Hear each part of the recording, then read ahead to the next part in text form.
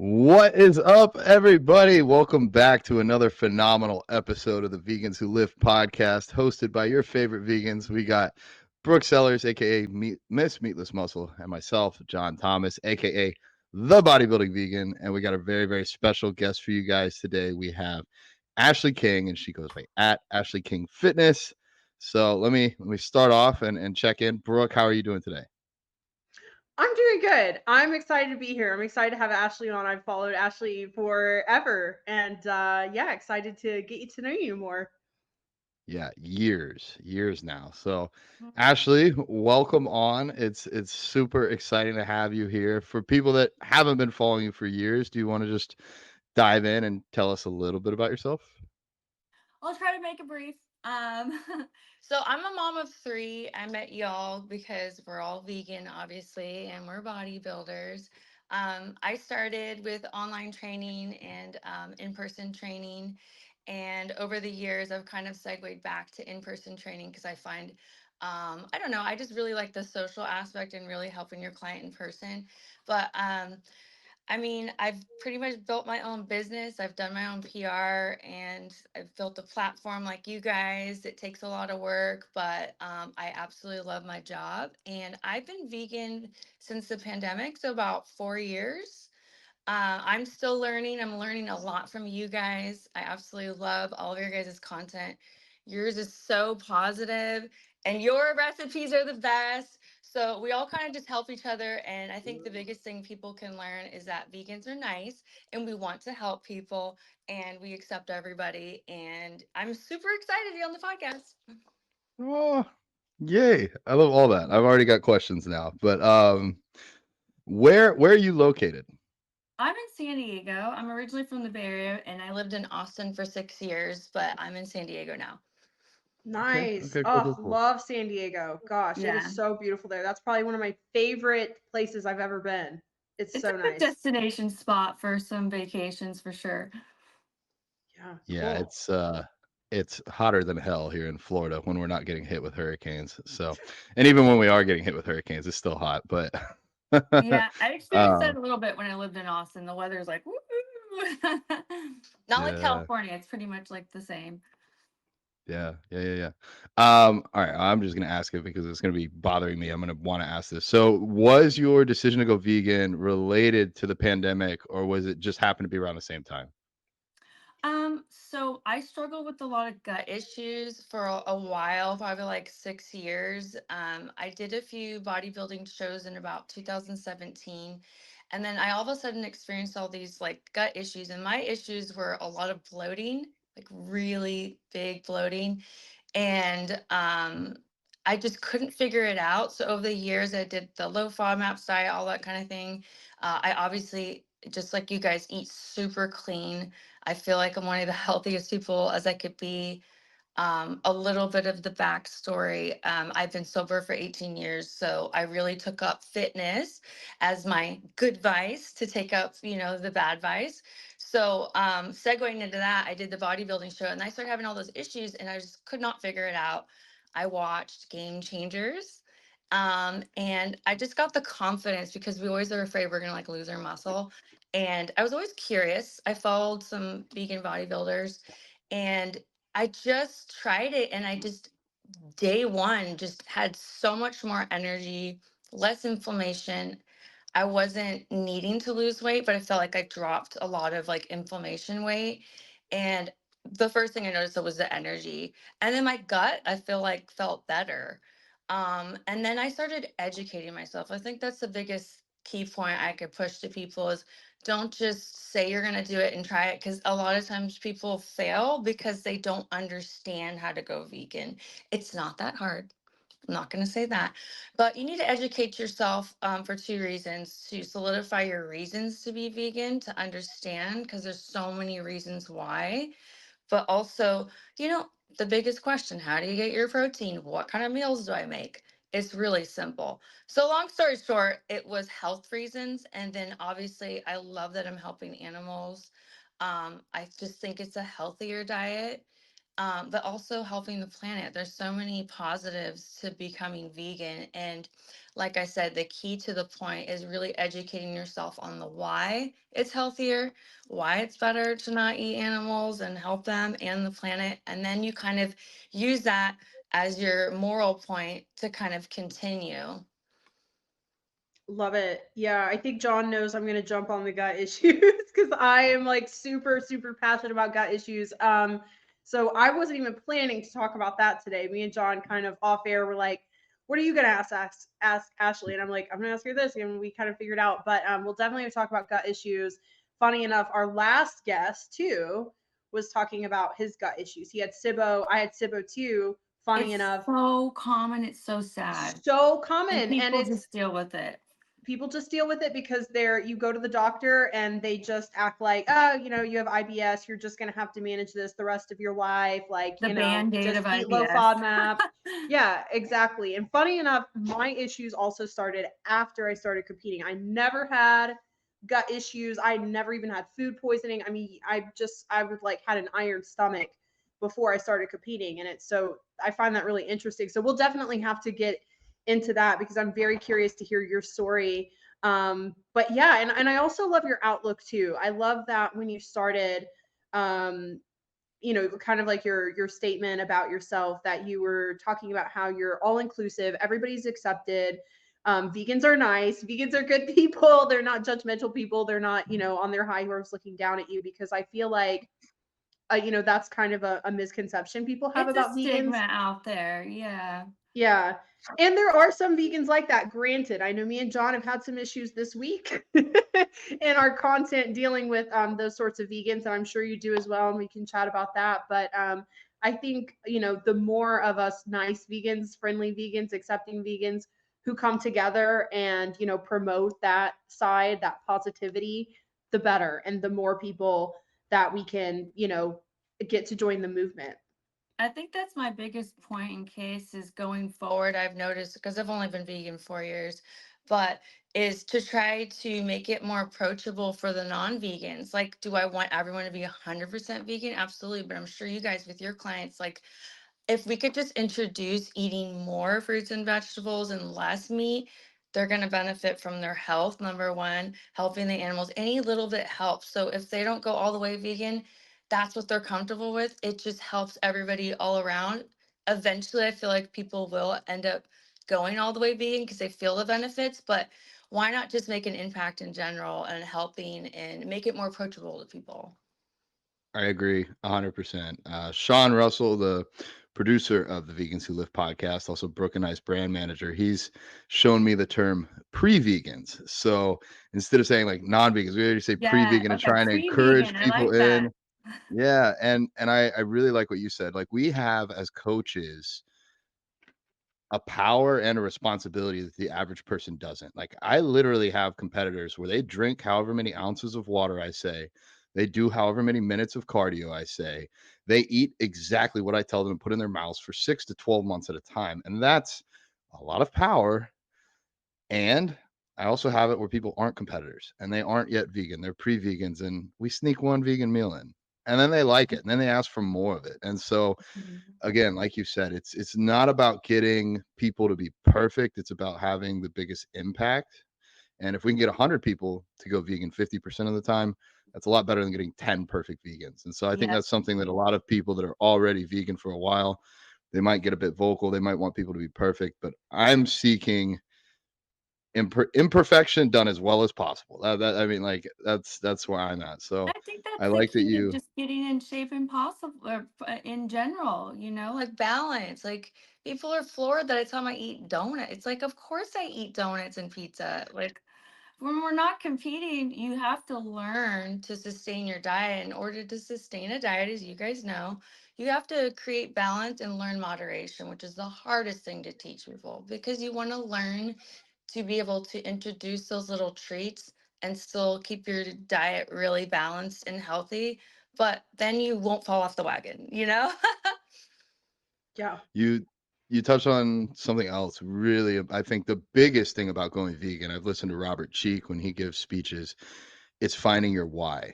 Because if you're vegan for the animals, and you don't want animals to die, you might mess up and have a cheat day and eat a pizza, but it's going to be a vegan pizza, not a pizza that caused animals to die along the way. So getting your why down, and same for fitness. Like, you might have a day off, but you'll get back on track if it's Mhm. important enough to you. And Brooke can attest to this. I think we all find vegan, which is, as an ethical ideal, it's for the animals. We find it in different ways. Some people for their health, some people for the environment, most people for the animals. But um both you and Brooke went on your health journeys, and even Tommy, our last guest, on his health journey, and that opened his eyes to like seeing what factory farming is like. And then I really like that you mentioned it's better for the world, because even if you don't care about animals and you don't care about yourself, if we want there to be a world for future generations, we need more people going down this route. So you are a huge influencer. You have a huge amount of power and responsibility. So I love that you're promoting this, showing how easy it is. Like, one of your reels that I just checked out, this pen on your page, is showing how easy it is to get in protein. It's like, that's what we need to show people. This is not that hard.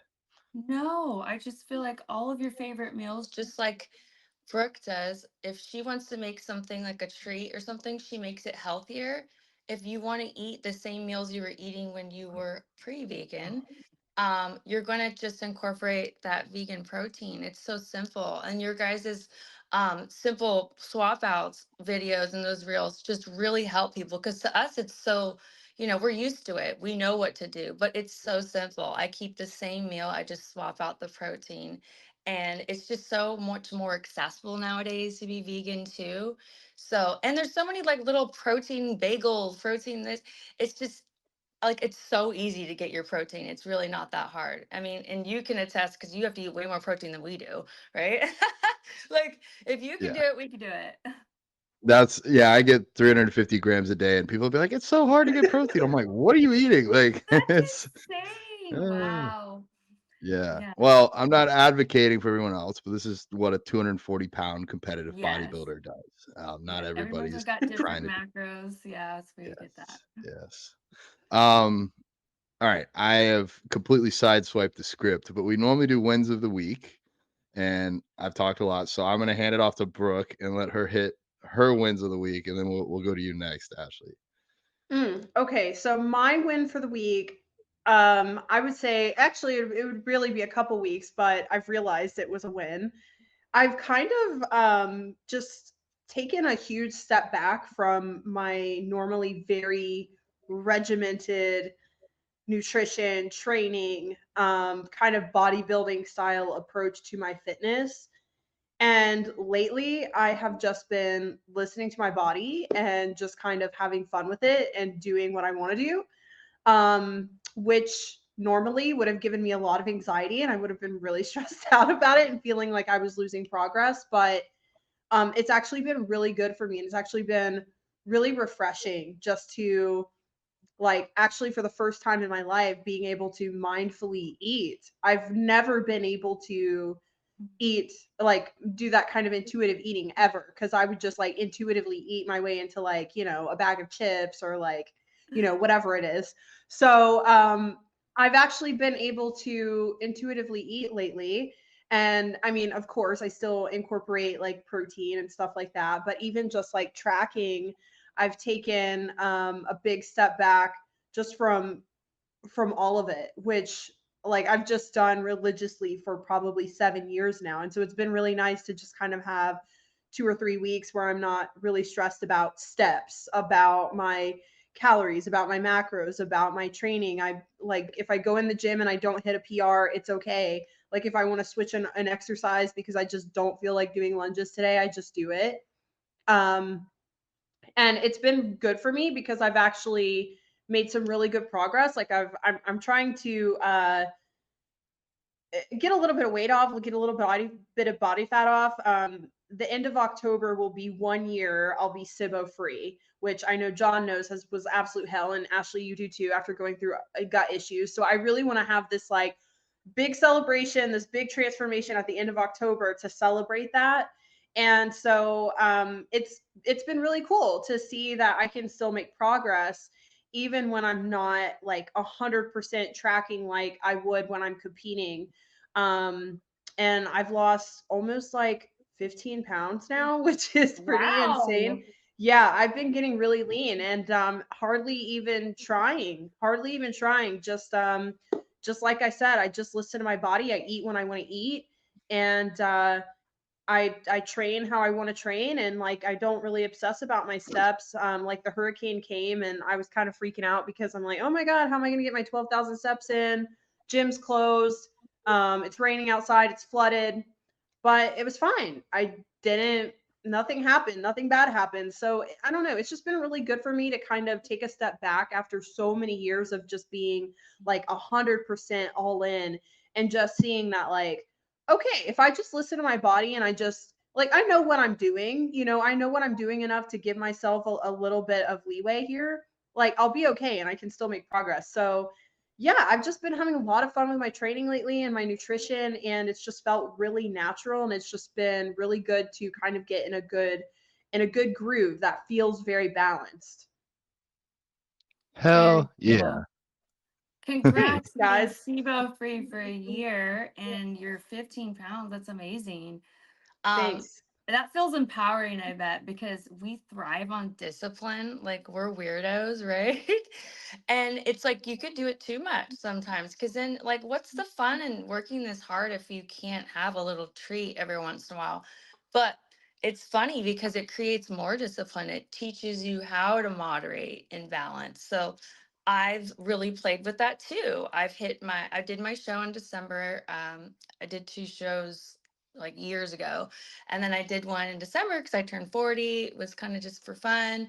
And then since then, I've been trying to find my maintenance calories, and I like just now finally stayed on track. But we're so hard on ourselves. Like me being off track is like not. Yeah. But yeah, because I have an addictive personality too, being sober, I really have to check myself. And I feel like I've been working on trying to eat out once a week. That sounds crazy because I eat 100% at home, and that comes from patterns from the past of having so many gut issues. It's safer, it feels better to eat at home. Plus we track and it's just easier. Yep. You feel better. But I'm excited because now I could be a normal person and go out to eat once a week. And it doesn't have to be a cheat meal, but it's just a fun meal. I get to like kind of socialize and eat with everyone else, which I wasn't for the longest time. So I've been playing with that, doing my maintenance calories and that. And I haven't tracked as long as you. I've intuitively ate and then tracked. Obviously, I feel better when I track.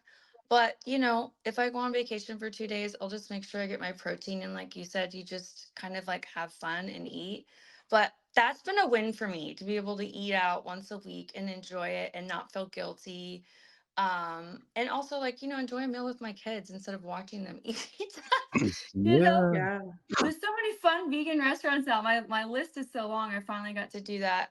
The other thing is, I don't know, this whole entire year I've focused a lot on my mental health, and like you said, learning that it's okay to rest. I always tell my clients, we're not robots. You're not going to go into the gym 100%. That's not normal. You're a human being. Like you're going to have ups and downs. You're going to have less motivation. You're not going to do as much reps. But then the next week, you're like, I got it. And the reason why is because you let yourself just rest a little bit. Maybe you skipped one workout, or you didn't go as hard, or you didn't get all of your cardio in. You didn't fit your macros in perfectly, but your body needs a little deload every once in a while, and you actually come back stronger, like a refeed meal. If people don't know what that means when you've been really low calories because you've been cutting and you need that reload of a little extra, calories, and then your body responds better because it's not in like the starvation mode. So it's just such a science, but your mental health has to be in queue in order for you to feel good as a whole. So taking those little breaks and not pushing as hard, like you can all attest to being bodybuilders, you push yourself really hard in the shows that you need that. You need that, like, and to give yourself grace in your head, like, it's okay. We're not perfect and you're not supposed to be. And your body asks for what it needs when it does. So listen to it. So, Oh yeah. yeah. Yeah, you can I definitely developed a lot of anxiety around food when I had SIBO. And it was, and you know how it is with gut issues, like it's almost like the healthy food. It's really, well, it really is the healthy foods that actually cause you the most distress usually. So like forever I had anxiety about eating vegetables, which sucks because I love vegetables. And then like you said, like eating out, I would have anxiety about eating out. And even when I got my SIBO under control, I still had the anxiety. And then it just kind of became, because I was so restricted with low FODMAP during SIBO, I felt like I would just go ape shit whenever I had something. And I did a lot of times. Like I would just binge and go crazy. And then finally, I don't know, just a flip has switched, and I feel like I'm in control. And like you said, I feel more disciplined than ever by being like, yeah, let's go get tacos this weekend, because I know I can stop myself. Like I know I can stop and I can just go home and like be done. And I feel like, and like for me, I kind of reflected, and I feel like just all this tracking of all these variables that I do, it does have a purpose, but also at sometimes I feel like it's me just trying to have control, in a world where I don't have control over everything, because I do struggle with control. And like it brings me a lot of peace, like being able to track all my calories and all my steps, and like I can control all these things, and it just kind of gives me like a little bit of like peace in my world. And I'm the same way with my business. So I kind of reflected on that, but it's like I'm even more in control when I just allow myself to just do what I feel like doing, and just being aware of how I feel, and basing my actions off of how I'm feeling. So yeah, exactly like you said, it's been really freeing, and it's been really good for my mental health. And I feel like everything happened for a reason, because I really wanted to compete this year, really wanted to compete this year. I got a really good coach now, and I was like just ready to hit the stage. But it just didn't work out for me this year because of the parasite I was dealing with, my thyroid issues, just one thing after another. But looking back, there's no way I could have competed where my mental health was, because I was struggling so much with food. I was struggling with eating so much. And now I feel like shit, I could prep this. I mean, basically in prep now. Like, this should be easy. Like, you just tell me when you're ready to go and put me on stage. So yeah, I think everything just kind of happened for a reason, and it's working out. Happy for both of you. My coach brain is just like listening to all this, and Brooke, you really nailed it. I've had some clients that are like, "Oh, hey, I know you're asking for this, but here's 15 pages of spreadsheets. I'm tracking literally everything from how much my left pinky toenail grew this week to how many hairs I lost on my head and on my chin." And like, I'm like, "What is with all this data?" And then it makes sense. This was a control freak. They wanted to control everything, so that's why they tracked everything. I think Brooke, touching on you having that intuitive eating break, like it's been like 13 years that I've tracked my macros or been on a meal plan. And I don't think I've ever had more than a week off ever. And that was like overseas traveling. So I might try that next year when I do some traveling, like just take a week or two and see, almost make a game of it. Like, how well can I maintain my physique and my gym performance by cutting down to like 3 days a week and not tracking? But um, good for you. That's awesome. And actually, I think you are doing something that I kind of intuitively learned as well. Like with my clients, unless they're 8 to 12 weeks out from a show, I pretty much mandate, like, I have one client, this is really hard for her. I say, you need to go out and eat a meal. I don't care if it's a salad, but you need to go out, eat something that's not in your kitchen without a food scale. And she's like, well, how do I track it? I'm like, you don't.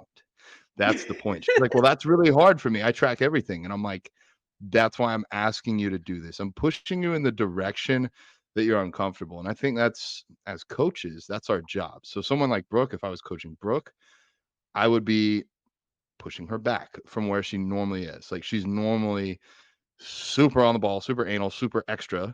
And same with myself, and probably Ashley, probably similar with you. Most competitors are like that. You get more out of them when you pull them back a little bit. And then the average client that really needs your help, not so much just that pullback, they need that push, and they need to be pushed to go track their steps. And I'm like, oh, but I'll have to get a watch, or I'll have to get a walking pad. It's like, yeah, well, that's what you need. So pushing into those, for whatever, whoever you are, we all have different things that are uncomfortable, but that is where we grow. So very, very cool. Like, so much value already in this episode for people Yeah. listening. Yeah. I'll keep mine relatively brief, but my win of the week is taking one of Brooke and I's former academy students. We have a coaching academy, and his name is Alex Nearest. I'm giving him a shout out. We've got him a spot with Vegans Explore, so he's got kind of an administrative role there. And now he is also going to be, I'm going to just say, my right hand man. He's going to help me with editing, with filming, with following up on companies. He's been over like 20 hours this week helping me just get my life organized. And if he can give me 20 or 30 hours a week, that's going to be 15 to 20 hours of like new content for you guys, and then 10 hours of a little bit less work on me, which just makes my life easier. But taking myself out of this from just like an operations standpoint, he's one of the kindest, most empathetic, smartest people I know. And I just happen to be about a decade older than him, so I've just been around longer, and I'm so excited to see him grow on his journey and help turn the world vegan. So, Alex, I appreciate you, brother, and I need the help. So, thank you for being here. Anyways, yeah. So I'm Aw, super. That's my win of the week. I got some much needed help. that's awesome. Sometimes you got to learn to pass off things to people to help us. It's hard for us too because we're control freaks, you know. But that's how you become more successful. And you have to always remember you're helping someone. They're having a job. They're learning from you. So it's all positive. Yeah. Oh yeah. Oh, I, I'm 32. I just turned 32. I don't know if that's old yet, but it already feels old No, because it's people are not. I'm doing gonna be Yeah, things. please don't 41. say that's old. Please I'm don't gonna say be that's old. 41, and that's not old. Uh, no, it's just like I'm starting to realize, when I first got on the computer, there was MySpace, and then Facebook got really big, and I didn't have an Instagram for a while, and now I don't really have TikTok, and like there's gonna be something new in a year or two, and like I need people that are more up and running and able to teach me how to do those things, because I'm not like the same like little inquisitive 5-year-old that would go try and figure everything out. I think I know more than I know. So I'm smart enough to know I don't know everything. Yeah. But, cool. Well, we did have some questions, right, Brooke? I Yeah. know I have a big one for me, but I'll let you ask one of yours because I think you had a couple good ones. Yeah, so looking at your bio on Instagram, I did see that you said, and you mentioned earlier that you are a sober mom of three. So I was just wondering, kind of what was your story there, and what changed in your life that made you decide that you wanted to be completely sober, and what that means to you. So I'm 100% sober. I'm not California sober. No offense to anyone else, because everyone has their own journey. But yeah, I was 22 years old when I stopped. That was a lot longer, far away ago than you guys, because you guys are younger than me. But it was before I had children. I had my first kid at 25, but when I was 22, I was really focused in high school. I didn't drink or party. And then right after high school, I had 2 years of just too much alcohol. I was cognizant that I have alcoholism on both sides of my family. Obviously, at that age, I didn't really have a support group, or people didn't view it as she needs help. It was all on me because I just looked like, the teenager or the 20-year-old that was just screwing up, so I had to be my own support there. But the biggest, I guess, my low point was I just wasn't happy. And I was always such a positive, happy. I was the outgoing little social butterfly at all times, and I just didn't wasn't happy. I didn't understand depression either. So, and I felt like everyone in my world was let down by me. I didn't have like a huge low point, but it just hit me. And I was like, okay, what's the X factor? Why am I so depressed and unhappy? What has changed? Well, it's the alcohol. Once you figure that out, then you got to figure out how to stop. So I was also 20 years old, so I wanted to go out and still have fun and dance and party, like, quote unquote, because I wasn't going to drink anymore. So it took a good 6 months. I just completely closed off everyone, which I needed to do to focus on myself. It was very awkward at first, even though I have a personality. To learn to function without doing it, it was hard. And then I got out there, and I just started I started a bartending job when I got sober. And for some reason that really helped me, because it wasn't like a nightclub or anything yet. I did get into that later, but being around it and learning to like just disciplined myself, and I just told myself it was poison to me, because unfortunately for me it is. I can't drink a few. I To see someone drink a few drinks and stop, like I'm like, how? That's like me eating one donut and stopping, like not happening. But I've learned how to do that now. But it's just was I immediately felt better. Like, I immediately felt physically, emotionally, mentally better. I felt like myself again. And then I did start working in nightclubs and stuff. And the best part was I forced myself to continue to do the things I loved, even though I had to be around alcohol. I could hang out with people, be the sober driver, go out and dance. Because when you're in your 20s, that's what you do. You go out and you have fun with your friends. I wanted to be able to go to concerts around alcohol and not have to close off all the things that I love and completely change myself, because being social and dancing and doing all those fun things were important to me at that time.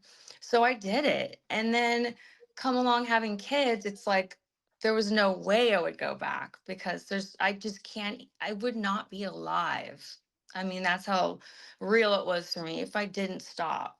And then every year as I have a sobriety date, it's just, I wouldn't say it's easy, but it's like you just reflect back. You go, oh my gosh, look how much I've accomplished.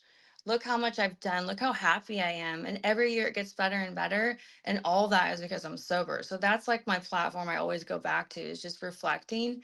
And I mean, it's a way of life now. I don't think about it. Do I get stressed? Do I struggle? Absolutely. I recently had an epiphany. It's like everyone has not to say everyone drinks and does drugs and everything, but a lot of people have escapes. They can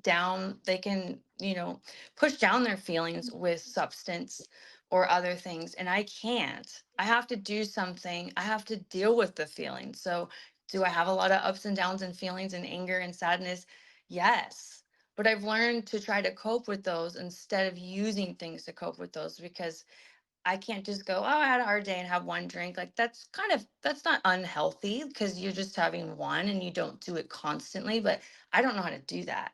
So it's been therapy, doing things like working out that make me happy, socializing, just and the hardest part for me was learning to ask for help when I need it, because I'm such a I can do it myself person. So that's my big story with the sobriety date. It's a long story. But 18 years in, like, it's just a way of life. And the best part is just like the veganism and the bodybuilding, getting healthy. Like, I can share this story with other people, because it's a very embarrassing thing to admit when you're going through something like this, and random people, whether it's through social media or in person, I feel like I could be there for them and they don't feel judged. So I've really loved that part of it. I feel like my whole purpose on life is to make people like to share my story and help people. So I do that through fitness. I do that through veganism. I do that through my sobriety story. So it's been completely fulfilling for me in return. I think it's Mm. beautiful. And one, I will make the case, not just for you, but for anyone. Alcohol is toxic. It is a toxin. It is not even one drink is not good for you. Maybe it won't kill you, Yes. but it's not good for you. And you said embarrassing, but I'm going to challenge you to say it shows a vulnerable side of you to say, I have a problem with this. This is hard for me. This is how I've learned to deal with it. And anytime that, in my opinion, we show vulnerability, that's strength. Because Absolutely. if you're vulnerable and oh no, I lost my camera. I think I'm having power issues. Anyways, I'll try and get that back on. But anytime that you show vulnerability, I believe just really shows how strong you are, because a lot of people do cover that up and wouldn't be willing to be open and honest about that. Um, there we go. I'm back. And I think for you, like, even on your own journey, you said that when you were younger, you didn't have that support. Even if you had reached out for it, you might not have been able to give it or receive it. But now, with your platform and for your kids and for random people on Instagram, you're able to be that support that wasn't there for you. So I And I think think that's that's a really special. key factor I've learned through going through therapy, is when people have things they go through, trauma, if you will, they want to give people what they never got. So that is a huge thing that I absolutely feel fulfilled when I do. And that's a big reason why I like training and just being there for people. It's my favorite thing.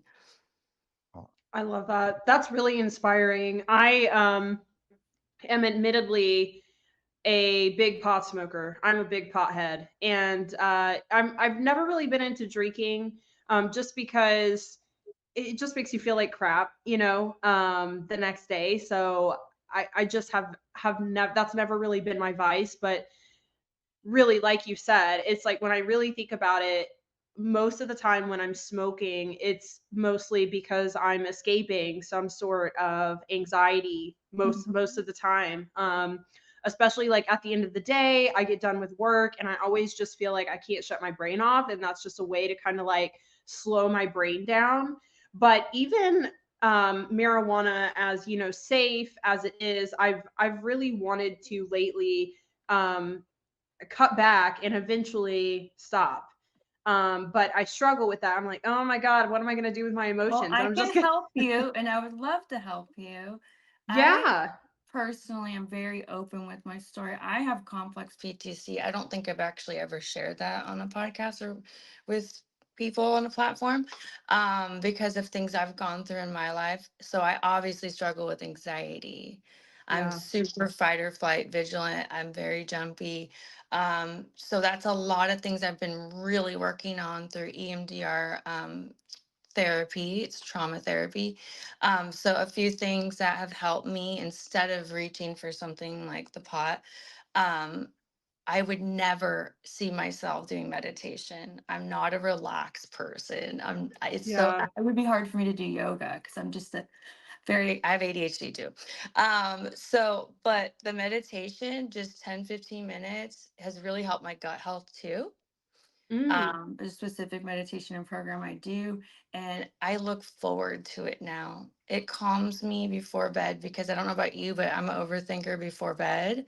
Oh, yeah. Um, I've even struggled with panic attacks in the past year, but I never even knew I had anxiety or PTSD. But meditation has been huge for me. Like I said, it's helped my gut, it's helped my nervous system, it's helped my anxiety. But I still struggle with it now and then. But I would say meditation and then forcing myself, it sounds so stupid, but get out in the sun and like do my cardio, and even if in a mental walk, even if it's not for cardio, instead of going, okay, I'll just hit the elliptical or spin class, it just really clears your mind. Whatever works for you, but it's always better to try to find something that long term will help you, whether it's therapy, meditation, walks. It sounds so stupid and simple, but like stress is real, anxiety is real. Whatever you're dealing with, there is a healthy way to deal with it. And there's nothing wrong that you've been reaching for something the wrong way. You just need to teach yourself to reach for the healthy things, you know? Mm. Yeah, gosh, we are so similar. I didn't even realize how similar we are, but yes, exactly. Yeah, and because I've just noticed my lungs are just not nearly as good as they used to be, and I do have asthma. I don't really struggle with it ever since I went vegan. I was able to come off my medications, but it's still there. So I think about that and I'm like, I don't want to be like 70 and then I can't breathe. And my grandmother had COPD. So I'm like, I just don't I think now I need to start really, assessing if this is really what's best for me, and like, okay, I could switch to gummies. But then again, it's like, why am I doing this? I'm doing I this mean, to you're talking escape. to someone that I could literally get addicted to peanut butter, and I have. So I could Oh get yeah. addicted to anything. I could be like, oh, spin class. I love spin class. Like it's constantly keeping myself in check. It's not a struggle, but it's always just trying to work on it. We're always trying to work on ourselves. So don't be hard on yourself, but just try new things and like try to reach out for a support group too. And people have been through it. Mm, I love Yeah. that. Thank you. Yeah. I appreciate Brooke going first on that, because I do actually. I would say I was about to be like, well, Brooke, you could use a vaporizer. That's what I use. Not like the vape pens, but like an actual vaporizer unit, so that you're not breathing in any of like the actual smoke, or having like rolling papers or anything like that. Because I thought about it, like if I do this for 20 years, that's going to be potentially bad for my lungs. Um, and I would like to live at least another 20 years. I haven't drank any alcohol probably about 4 years now. I take that back. As a bodybuilding supplement, we used 1 ounce of vodka the night before my show, and I viewed that as, as a diuretic, as something implemented for bodybuilding purposes, not for any cognitive pluses or minuses or anything like that. But outside of that shot, like I know myself. I don't even sip somebody's wine. My mom's like, "Oh, I got this nice wine," or Allie's like, "I might get it." Allie's had like one drink since I met her, and I was like, "Ooh, I want to try it." I better not. So I'm very similar in that, like, whenever I used to drink, like in high school, it wasn't like, "Oh, let's have a beer." It's like I'm gonna finish the 12 pack because it's there. Um, Mhm. so now for me, I do use marijuana more often than not in the evenings, and I've found for me, like, that was my clue that I had anxiety. I didn't think I had anxiety, like, everybody says, "Oh, I have anxiety." Well, not everybody, but people say they have anxiety, and I was like, "Oh, I'm glad I don't." And then I smoked once, and as I was smoking, I was like, "I don't have anxiety." And that moment, because all the things that I really worry about and stress over just kind of dissipated. And it made me realize that a lot of the day I am in this like anxiously functional state. Mhm. And if I have a good distraction, like if my girlfriend Allie's over and she wants to watch a show at night, it's like 9 or 10 o'clock and I've literally worked 12 hours, I can like mentally check out. But if she's not Mhm. over, I'll try and watch a show. 5 minutes in, I'm, like, on my phone trying to work or trying to, like, see if I have any messages I Yes. haven't replied to. I have a really So hard time sitting still. I always say I have to have a partner that will like cuddle me and sit still, which I don't have. So I'm like always trying to yeah, cook, bake, clean something, you know? I'm the same way. So if I'm by myself, like, mm, I I would say it's maybe therapeutic in a way because it allows me to relax, but Highly yeah, I don't recommend trying the meditation because I feel like it's just the breathing. Like even when I get hyper like stress, if I can just sit there and breathe for a few seconds because of the complex PTC, it gets like here and anxiety, and then I get like worked up, like you guys probably feel. Then it's just release it, stop holding it, and it just like it's the same thing with meditation. If you can meditate for 5-10 minutes before you sit down, you might be able to actually relax. You know. yeah, you know what? I'm gonna challenge everybody listening right now. Everybody, including us, take a deep breath.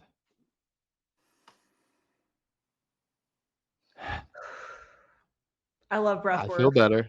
I feel better. Just one. I do that actually sometimes before meals. Like I know I'm in an anxious state, and I'm like, I gotta get this meal in. I gotta get this work done. And I'm like, nah, you need to take like 10 seconds and slow down a little bit.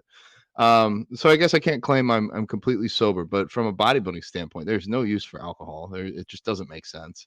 And then I think from a social standpoint, I even know people that are sober that hang out at bars and have gotten into fights, have had beer bottles broken on them, like multiple different people. I'm not saying one person. Like if it was just one person, I'd be like, yeah, you're probably the problem. But like I know many people that are sober people that have had bad things happen in these environments. So I'd personally stay away from it. Yeah, I think a lot more people have issues with it than they're willing to admit. So I don't know where I'm going with this. Well, I'll the jump into normal, it's very normalized in society, unfortunately. Just like, eating meat, it's like it's normalized. It's just it's we're the minority, unfortunately.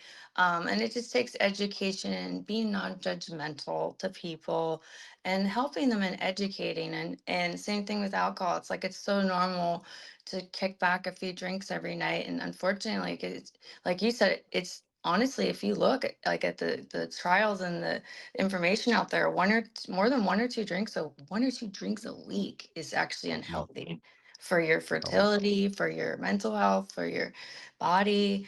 Um, so it's a wake up call to people to realize, like, no, it's not healthy to eat massive amounts of saturated fat and meat and things that are going to inflame you. But they just don't know that. And to me, it's so logical. It's like every uh, deadly disease we know is caused by eating animal products because it's the saturated fat and cholesterol, whether it's diabetes, Alzheimer's, heart disease.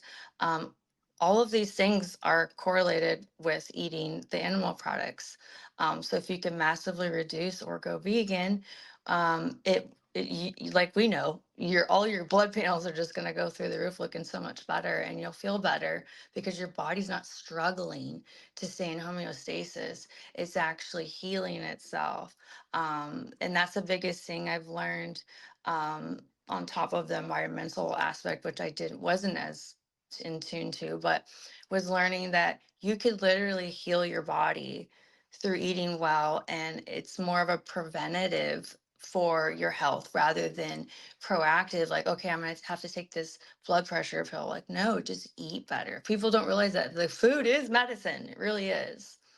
Yeah, 100%. And all the people that I know, people are gonna be like, "Well, red wine." Well, okay, back to that 1 to 2 glasses a week. Are you doing that? Are you overweight? Because there's a ton of calories in alcohol. If you're overweight, you don't need those calories. And then for all the guys out there that are like, "Nope, I'm not gonna drink soy milk because I don't want to get those estrogens." Go look at what happens when you drink beer. Go look at all the look at why do they call it a beer gut? Because it actually I increases your always laugh. estrogen. I don't know if you guys watched the PETA podcast I did. I'm like, yeah, I wish it created breast tissue. Like, wouldn't that be nice? It Wouldn't sounds it? so silly, but Seriously.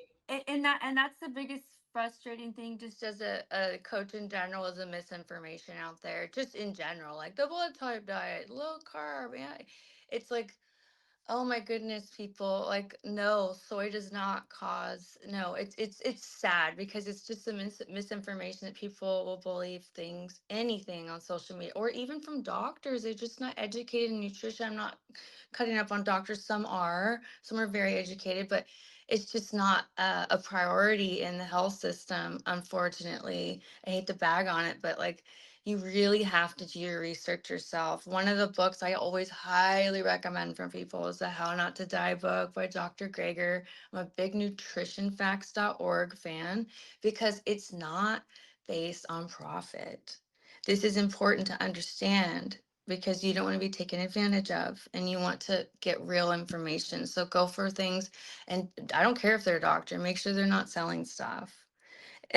Like, Yeah, you have to understand that. Look at real clinical trials. Don't just look at a random article. It doesn't matter if it's on a really good website. It doesn't matter because you have to make sure it's real information. 100%. I think Great that might points. potentially be our next episode as well. You said some doctors are good, and I'll agree, some are, but most, if you look at the majority, most are still eating meat. Most are a lot smoke, a lot are overweight. A lot of doctors really have, in my opinion, no business giving out advice. They're Well, the just controlled by unfortunate thing too is they're pushing people to eat the bad, the what they're not supposed to be eating. the. That's the problem. They're not pushing and understanding that, yeah, like, admit it. Like, carbs are not the enemy, and that it's not just sugar. Everything should be balanced, but it's eating less animal products and incorporating more fruits and vegetables. I tell people, stop focusing on the fact you're not eating meat. Focus on eating more fruits and vegetables because those are your nutrients, your minerals, and antioxidants are going to fight diseases and prevent. Fiber, like, no one talks about it. It's one of the most important things to do. And all of that you get by eating more fruits and vegetables and less, meat, less or no meat. So Yes. Um, you can get me off my I soapbox. I'll give you one more chance to get on the soapbox. So you had mentioned it, and this was actually my question for you. So I noticed that you had done some work, or at least posts with PETA, and I wanted to know, from my own personal interest, how did you get involved with them, and what is some of the work you've done? And the reason I ask is they're actually the reason I went vegan 18 years ago. I had been vegetarian for 3 years, and I picked up a PETA magazine that said vegetarian isn't enough, and I, as a 13-year-old, went in there ready to destroy their arguments and came out telling my mom I want to try being vegan for a week. So, yeah, tell me about what you do with PETA. Well, kudos to you for taking that on at that young of an age. Like, how cognizant and empathetic. Like, that's amazing. Um, they reached out to me. I was fortunate enough to have that opportunity. I was like, absolutely, I'd love it. Of course, being on a platform that big and then posting my content from the podcast, there was a little bit of hate and stuff, and people didn't like that. I I verbalized describing TVP as chicken like. They're like, why would you compare it to a chicken? That's mean. I'm like, you have to understand. Yeah, just like you guys know, as being whatever you want to call us, influencers or whatever, coaches, you're gonna get that. But I let it slough off because the majority of people that are gonna benefit from that conversation is so much Mhm. more impactful and powerful. Some people are just not open minded, or they just want to say bullshit to say bullshit. But the whole point is, I was trying to be really approachable to Yeah. the pretty vegans because they want to understand how to make it, and to explain to them that you're not going to notice a big difference. That was my whole point. Like, you can just swap it out for the chicken you're eating pre vegans. That was like, but I worded it wrong for them apparently. But I didn't even clap back because it was like there was no point to, like, explaining to someone that just is kind of narrow minded.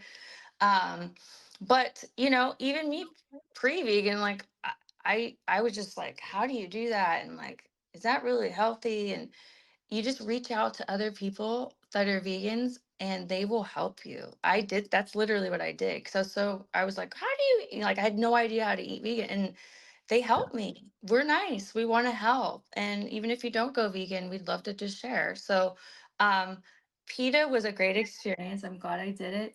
I'm sure it hopefully impacted some people and had them understand, because I am a newer vegan and I love what they're doing. I love that they're helping people and helping everyone understand there's multiple reasons to be vegan. And what a great opportunity I had there. Very cool. Yeah. I'm living in comment sections right now trying to defend being vegan to other vegans, and it drives me insane. It's like your comment, like it tastes like chicken or whatever. Like, okay, well, if you're a lifelong vegan, she's not hurting you just because you don't know what chicken tastes like, or you've never eaten it, or you're better than everyone else. But we're trying to get all the pre-vegans that still eat chicken to find an alternative, so it makes But sense. some But vegans even get at us like, oh, you had honey. Oh my God. It's like, well, everyone has a different journey, and it's not about picking each other apart. It's about trying to make the biggest impact you can make, and you do it as much as you can, or 100%. But we're all on the same team. We're all trying to help each other and the planet and the animals. And that's the whole point. yeah, I Yeah, agree. it's sad. I feel like I get the most hateful troll comments from vegans than It's either the carnivores or meat eaters.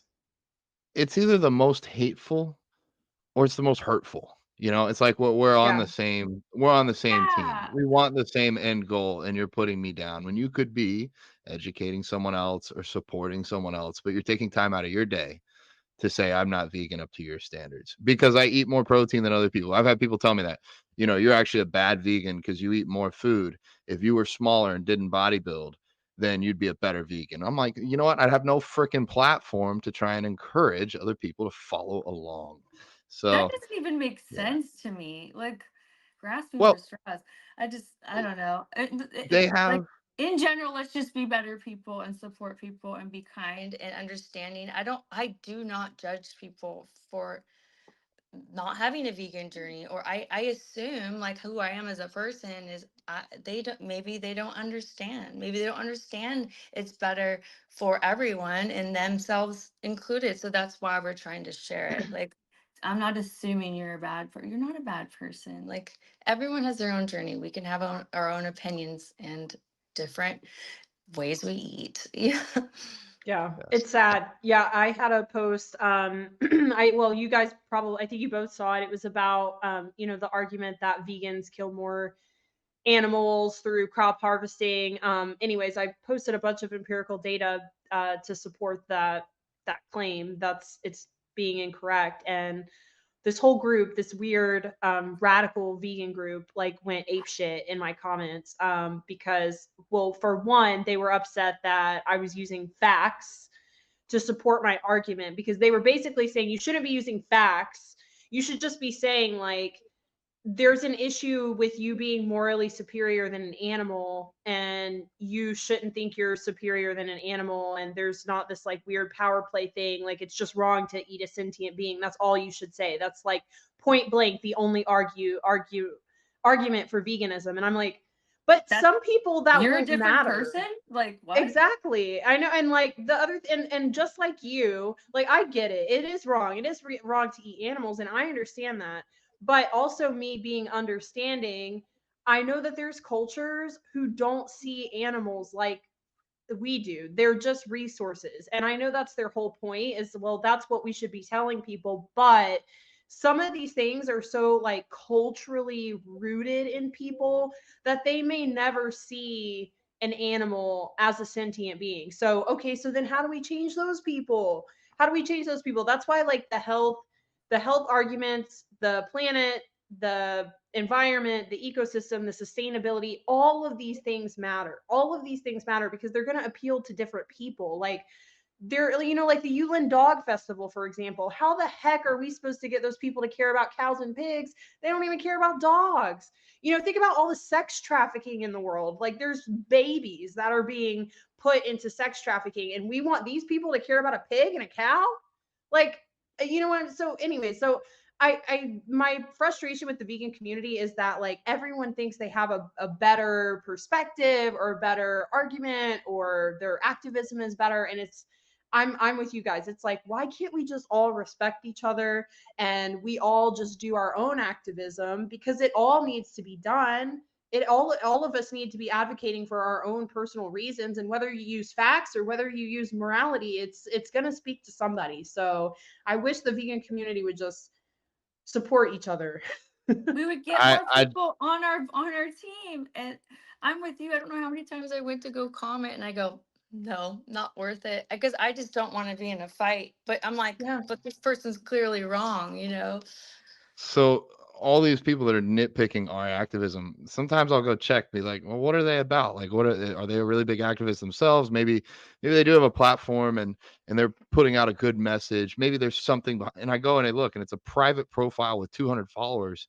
And I'm like, okay, so what are you doing? You're not actually changing anything. You're just Trolls. trying to bring down people that are trying to make an impact. So With it it that being it said, though, I will say I rarely get any kind of hate. Oh, that's And good.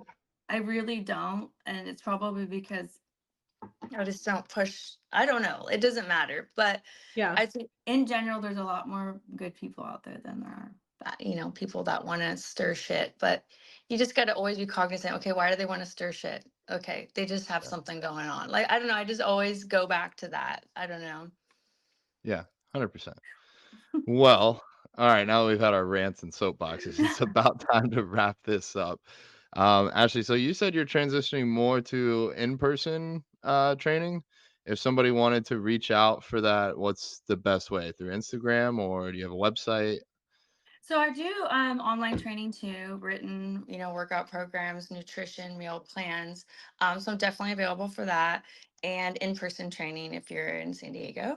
I also do FaceTime training, which is just as fun. It sounds crazy, but it's just as effective and just as fun, and it's really convenient for clients, whether they're in the gym or they're working out from home.